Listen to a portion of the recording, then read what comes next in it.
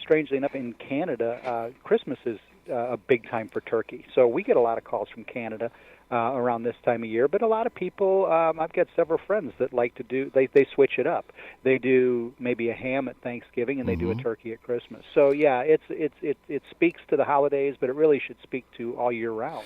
Turkey should be something that should be enjoyed. And that's what I wanted to kind of bring out a little bit in our interview today, because this is a 12-month bird that you can have. You can have any time. People get very creative with turkey. I know you were talking about having a turkey loaf here just last night?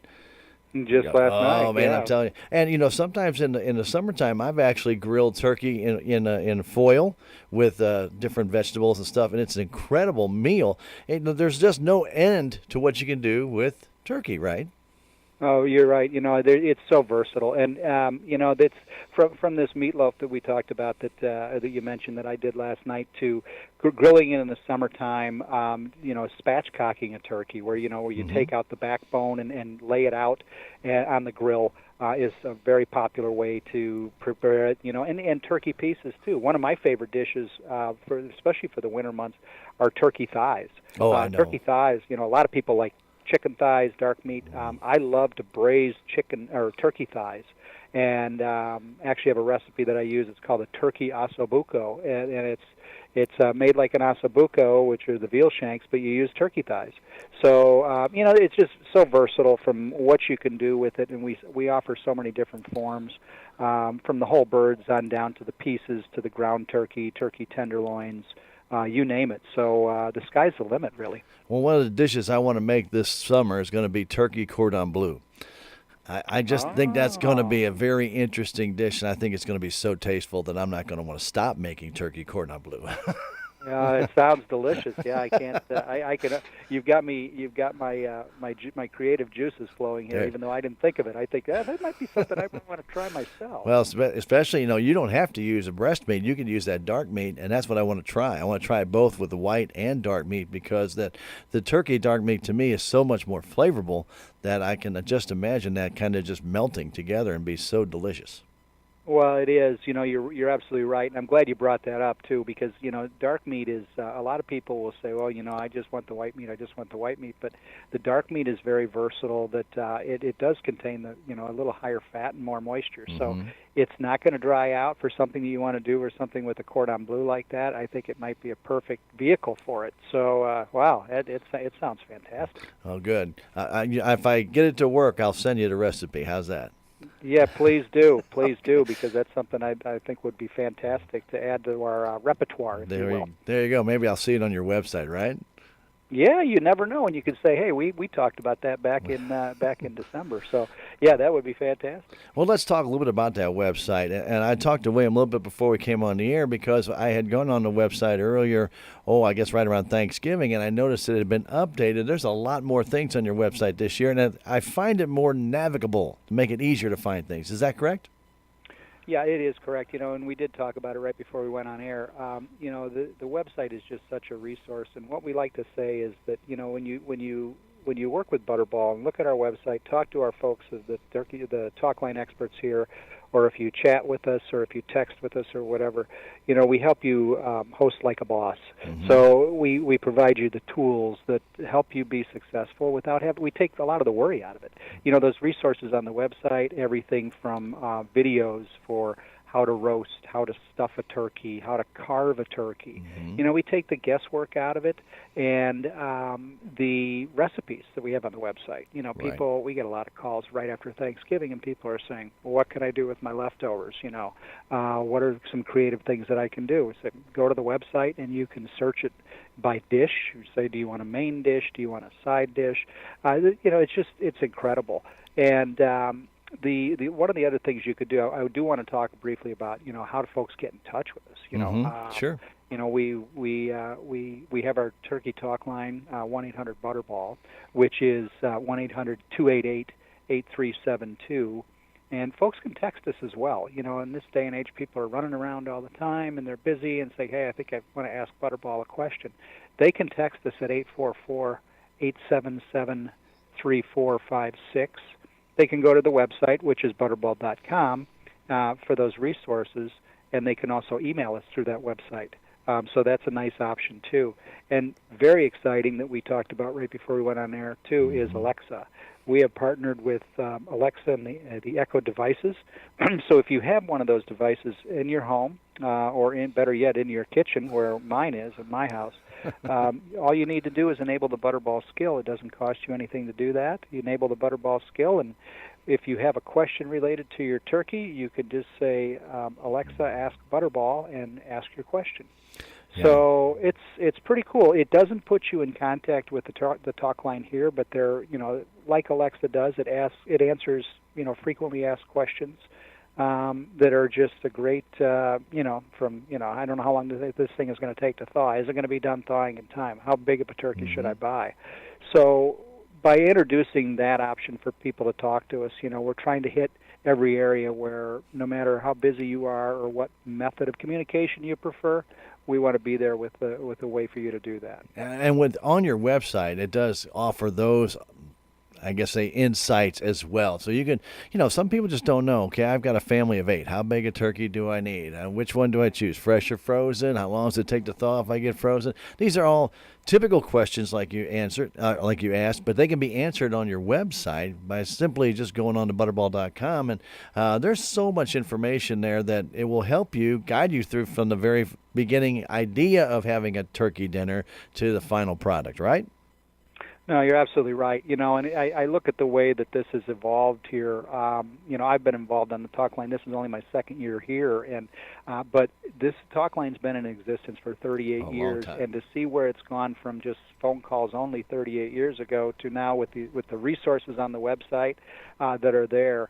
I think we've covered it really, really well. That when folks go there, they can find whatever they need to help them out. So it's really a big something we're proud of. To be able to be that resource for consumers.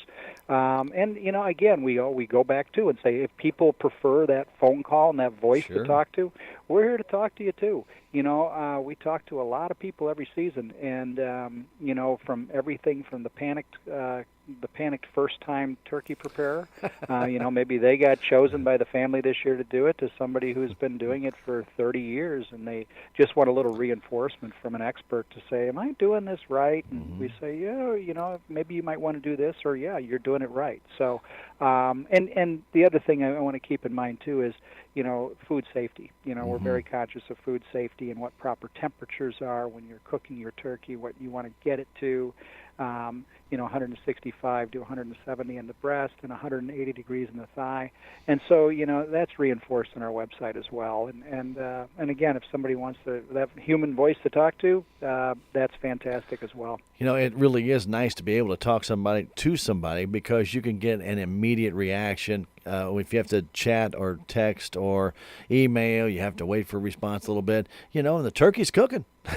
I need an answer now. I need an answer. So, yeah, just that 1-800-Butterball number has been around, my gosh, it just seems like forever. But it really is interesting. And we've had interviews, I think, for the last 10 years on Butterball. And let me tell you, every time I've talked to an expert just like yourself, you get these insights about different things that, you may not have thought about yourself. We're all traditional turkey cookers. We've done the same thing over and over again. But then they talk to somebody like yourself and say, well, have you tried this? It's just dead silence on the other end of the phone. Because I never would have thought of that because I've done it this way so many years. You get in that habit. But there's so many creative ways to do your turkey, right? Oh yeah, you're absolutely right. And I look at it this way. I look at it as I think everybody needs to look at things as we're all lifelong learners. You're always going to pick up something. I mean, what did you mention earlier? The turkey cordon bleu. Right. Like, wow, I never thought about that. And I work here, so I mean, it's you get introduced to maybe a different way of doing things, a different option of maybe something to either save you time or turn out a better turkey. A better cooked turkey might be better tasting, better plate presentation, better eye appeal, whatever it might be. And we've got a lot of those tips and tricks available and willing to share with folks to help them have a successful meal and holiday party, or not holiday party if it's throughout something you want to do just to have turkey on the menu. I think turkey should be eaten more often, due to the fact that it is a healthy protein to eat, and it's so versatile. And the way I like turkey, especially sandwiches, I love turkey sandwiches, and I like to mix the white and the dark meat together because it gives such a variety of flavor to the turkey meat. Whether it's sliced thin or you put little chunks from your leftovers, there's just nothing better than a turkey sandwich. And I don't care if it's the middle of summer or right after the first of the year. It just has that taste that you just can't duplicate or replicate in any other way. No, you really can't. I mean, and it really makes a difference. I mean, a lot of people might go to the deli and pick up some turkey breast that's sliced at the deli, and it's good. But there's something about a freshly, a turkey that's at home that you roast and you slice. And those turkey sandwiches, I love your thought of mixing it up with the white and the dark meat. And it's an interesting point, the dark meat. I talk about it a lot, and I myself am a convert to the dark meat. I was always one that was like, nah, I'm not going to eat that. I just it didn't appeal to me. And but it's something that I do now, and so I'm trying to convert more and more people to that because it's so good. It's really to me it's the best part of the turkey, even though I do love it all. Most people like to roast a turkey, but turkey frying, deep frying a turkey has become more prevalent. It can be a little bit more dangerous as well. But right now, if I'm not mistaken, I think I saw on your website that there actually now are turkey fryers built especially just to deep fry a turkey. Is that not correct? That is correct. Yeah, you are correct. We have partnered with a company called Masterbuilt that produces turkey fryers, and they're great. They're great machines. The folks from Masterbuilt come out and attend our training every fall that we go through with all the talk line experts here, and fry a turkey. And so whether you're doing it in the ones that Masterbuilt produces are enclosed devices, so they have a lid on it. They're made to be used indoors.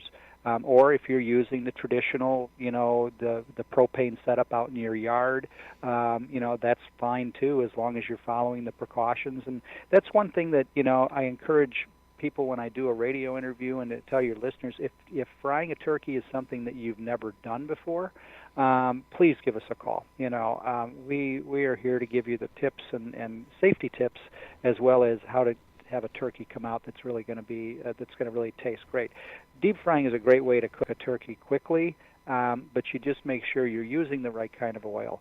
You're getting your oil to the right temperature, and that you really don't overfill that pot or that the device that you're using with oil, because if you have it come over the top, that's no good. Peanut oil, we always say use peanut oil because it has a high enough smoke point where it's not going to burn and break down. 375 degrees is the temperature for the oil, and 3 to 4 minutes per pound. So there's a good example of those tips and tricks again, where it's just these few things. If we keep that in mind, and again, don't overfill it. The amount of liquid that a turkey will displace when you put it into a container is it's incredible what can happen to it. It can overflow easy. So just make sure that you don't have too much oil in there. Right, and we're talking to William Nolan from the Butterball talk line, and we want to remind people that if you do deep fry a turkey, remember, don't throw water on that. If it does bubble over, do not throw water on that. No, do not throw water on there. And a good thing, when you're trying to gauge, how much oil to put into that pot is we do a displacement test, where you would take your pot or your vessel. Say you're going to use it in the propane outdoor setup, and you've got your pot. Fill that pot with water, and then put the turkey in and see where the water line comes up to, so that you know where the water line or the oil line should be on that side of the pot. So you can do that, and then, of course, before you fry it, you want to dump the water out, dry the pot completely, and dry your turkey off completely too, because oil and water, of course, like you just mentioned, do not mix. But just make sure you don't overfill it. The internet is full of safety videos of people, what you should do to safely fry a turkey. And I tell you, I'm a fan of it. It's a great way to cook turkey. I've done it several times myself and always had a pretty good result. Yeah, it has a different flavor, and that's one of the things we talk about, the number of different ways that you can cook a turkey or do different things with turkey. Butterball years ago, have the full turkeys, obviously, but years ago when we were in Las Vegas for Thanksgiving, we ended up getting a couple of Butterball turkey turkey breasts. We only had a few people there, and my goodness gracious, how good that was. Didn't need the whole thing. We had no place to take leftovers. Obviously, we weren't going to be there that long. So then it worked out perfect. And if you have a smaller family or maybe a smaller get-together and you don't want the whole turkey, that turkey Butterball breast is an outstanding option. Yeah, it really is, and we have that available bone-in. We also have breast roasts that are smaller. If you have a small, we get a lot of folks that call up and say, "Hey, you know what? I've like you just alluded to. It's like, okay, well, it's just my husband and I, or we just have 4 people here, or whatnot. We don't want a lot of leftovers. What can we do? The smaller items like a smaller turkey breast, whether it be bone-in or do the roasts, are perfect way to get your turkey and not have to worry about the big mess with and having more turkey than you really need. So we also offer a range of products. I think if your listeners would go to our website and take a look at the different products that we have ready to roast turkeys that are cooked from frozen, which is pretty amazing, pretty painless. You just throw it in the oven and off it goes. So there's different things to do. When people think turkey, they don't just have to get that whole bird, and I'm glad you brought that up.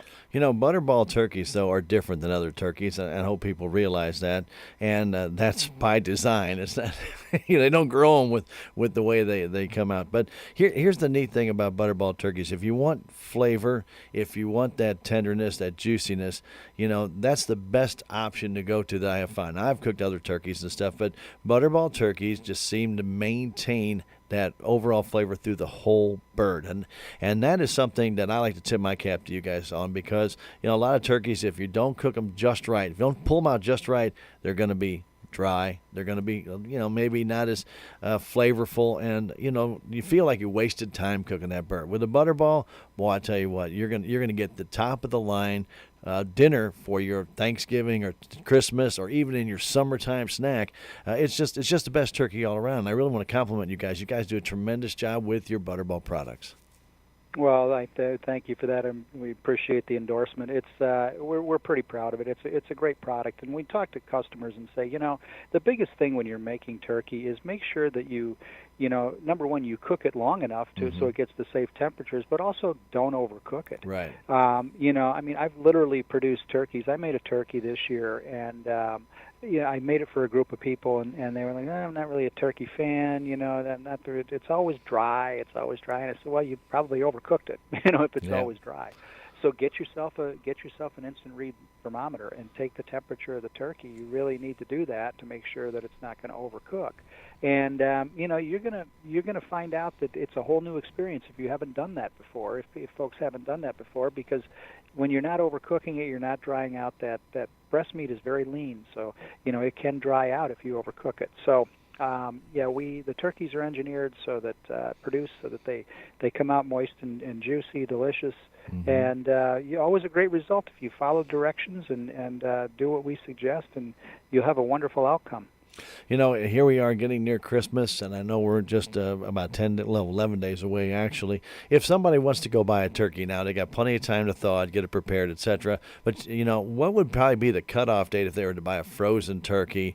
Do you think that they'd have to let that thaw completely? If you can tell me that, William, off the top of your head. Yeah, no, that's a great question, and I'll tell you, the rule of thumb with Thanksgiving, what we do is we say about a week ahead of Thanksgiving is turkey thaw day, where you take your turkey out of the freezer and place it in the refrigerator to thaw. So I'd go by the same rule of thumb if you're going to do it with Christmas. Okay. Now, keep in mind, people get busy and say, okay, Christmas this year is on Tuesday, so if you want to take your turkey out of the freezer on, say, the Tuesday or Wednesday before, which are the 18th, 19th, get it into the refrigerator to thaw it out safely.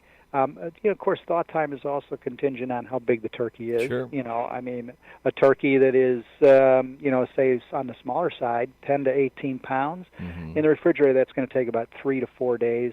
A larger turkey with 24 to 26 pounds is going to take about 6 to 7 days. So, but the safety net with that is if you don't get it into the refrigerator in time, you can cold water thaw that turkey too in the sink covered by water, leaving it in the packaging. And all those times for that and such are on our website, or talking to one of us here at the top line, we can help you with that as well. And you mentioned cold water thaw, not hot water thaw.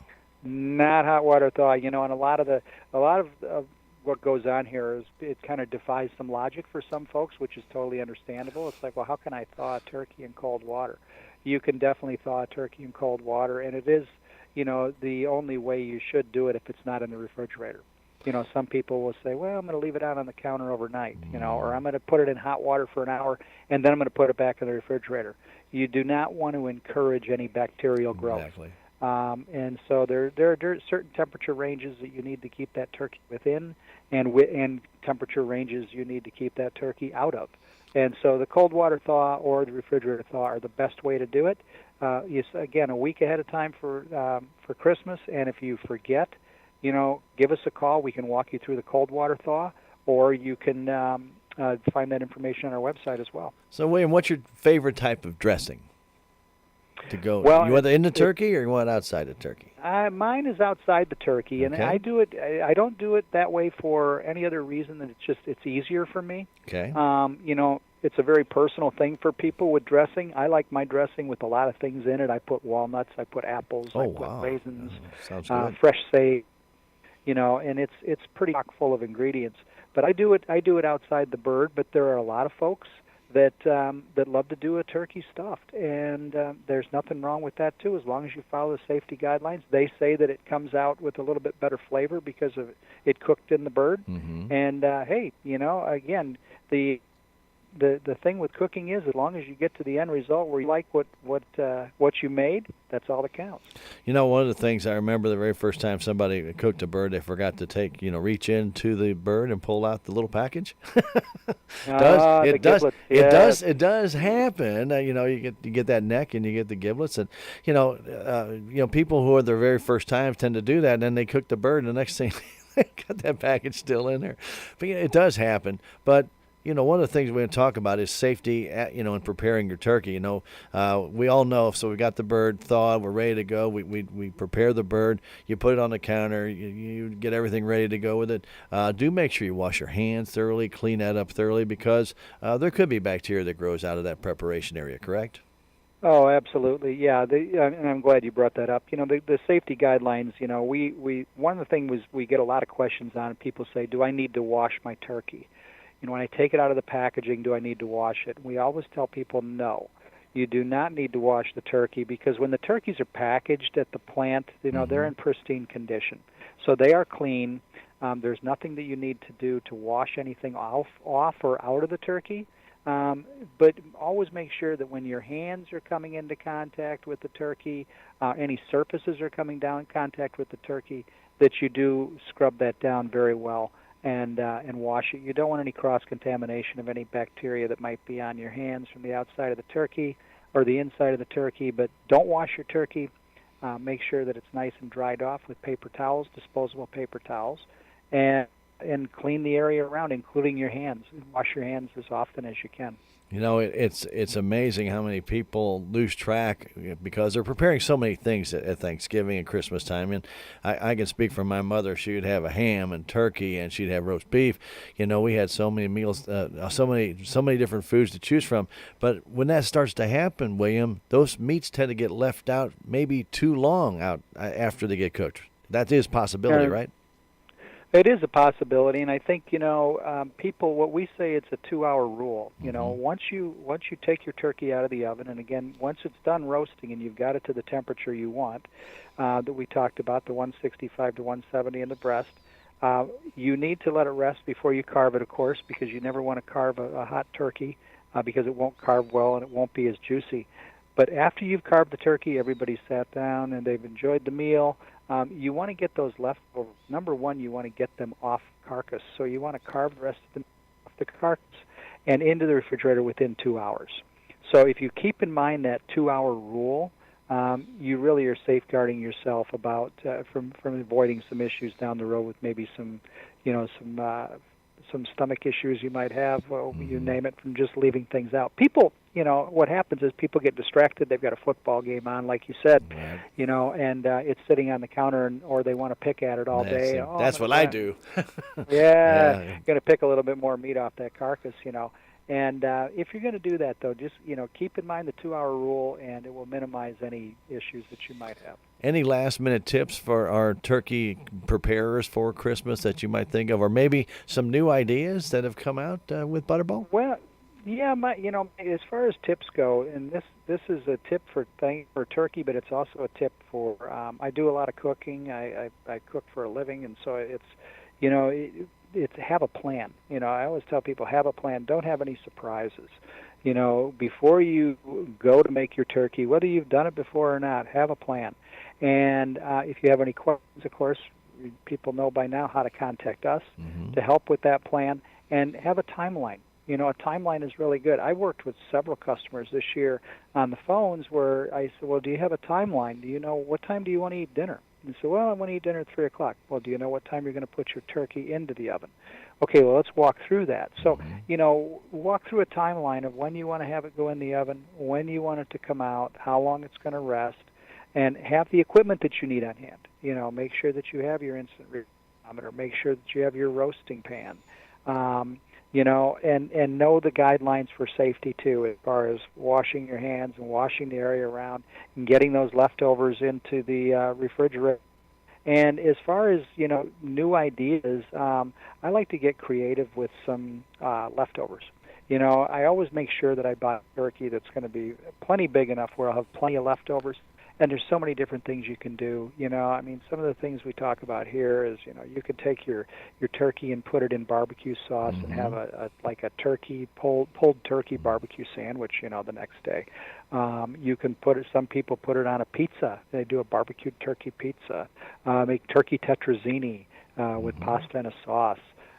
So get creative with the game plan on what you might want to do with your leftovers, and make sure you get a big enough turkey to have plenty of those leftovers. Yeah, there's nothing better than leftovers after turkey. Of course, there's nothing better than a hot turkey dinner, but those leftovers to me are just like the coup de grace.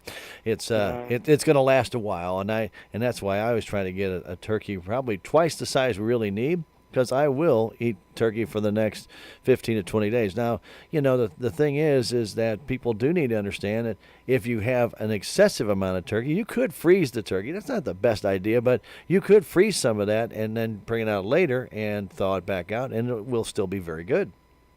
No, that is right. And keep in mind that too. And you have about 3 days to eat the turkey that you've carved off the carcass, and after that you should freeze it. Now, the big thing with freezing can it can still yield a pretty good product when you take it out.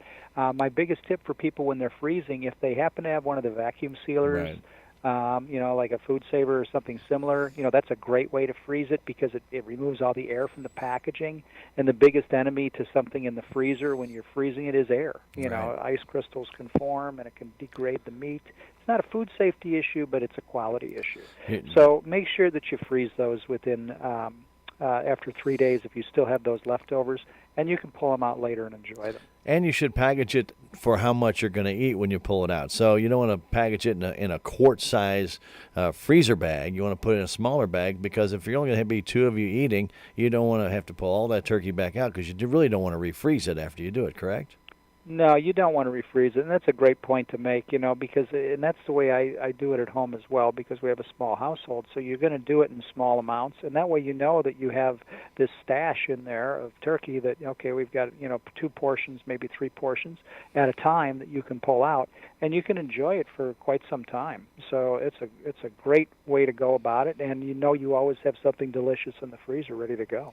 We've been talking with William Nolan from the Butterball Hotline, and I tell you, William, I hope everybody here in Dane County and our surrounding area that's listening in, if they have any questions with their turkey, what number should they call?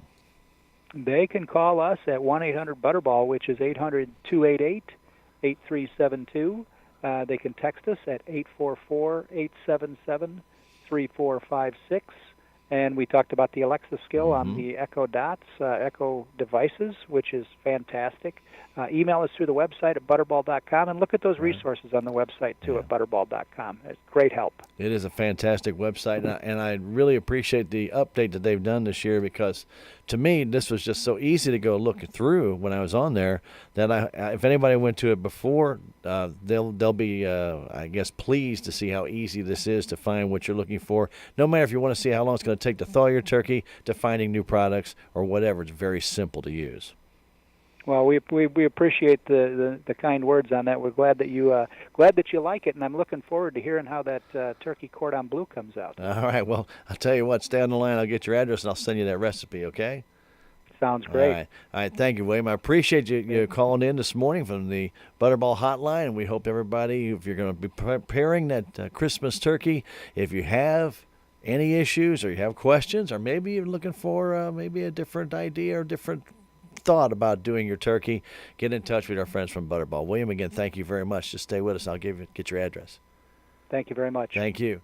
Here at KSMO Radio, we're going to come right back. We have our Civic Record coming up shortly, but first we got our Bass Pro Outdoor program. That's coming up next right here on KSMO Radio in just a moment, right here on 1340. And again, don't forget, we have Salem Tiger Basketball. That comes your way tonight.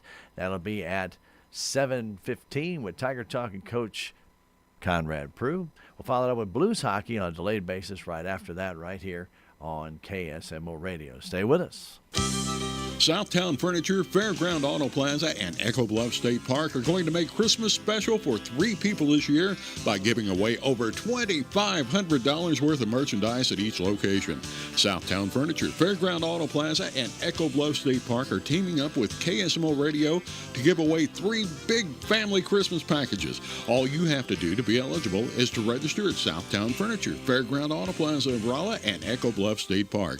The drawing will be held on December 19th, and the winners will be announced right here on KSMO.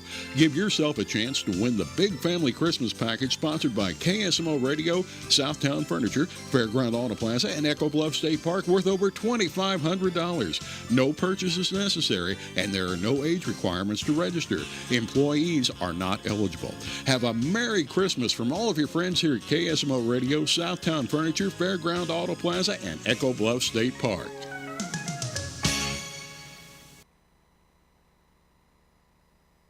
It's now time for our Bass Pro Outdoor program, brought to you as a courtesy of KSMO Radio.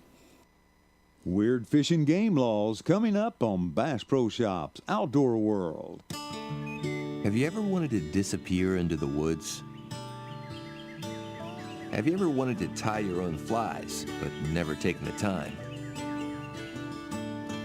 Have you ever wanted to speak turkey? Then you belong at Bass Pro Shops. Every week, we offer free skills workshops to help you get started. See the store or go to BassPro.com for more information. Bass Pro Shops. Your adventure starts here. If you travel around the country on hunting and fishing trips, just be aware that some states have some pretty weird fish and game laws. Any person other than a law enforcement officer must have a valid state of Alaska concealed weapon permit to carry a slingshot. Now, in Pennsylvania, it is illegal to catch fish with your mouth. In Tennessee, it is illegal to fish with a lasso. Whale fishing is illegal in Nebraska. If you're a bow hunter in New Hampshire, you must put your name and address on every arrow. In Connecticut, it is illegal to hunt gray squirrel, rabbit, or other fur-bearing creatures with dynamite, fire, smoke, brimstone, sulfur, gas, or chemicals. In Texas, Bigfoot hunting is illegal. In New Jersey, it is against the law for a man to knit during the fishing season. I said knit, not net. I'm Larry Whiteley, and this is Bass Pro Shops Outdoor World. Here at KSMO Radio, that has been our Bass Pro Outdoor program, brought to you as a courtesy of 1340 AM KSMO, Salem, Missouri. KSMO, Salem. ABE Radio.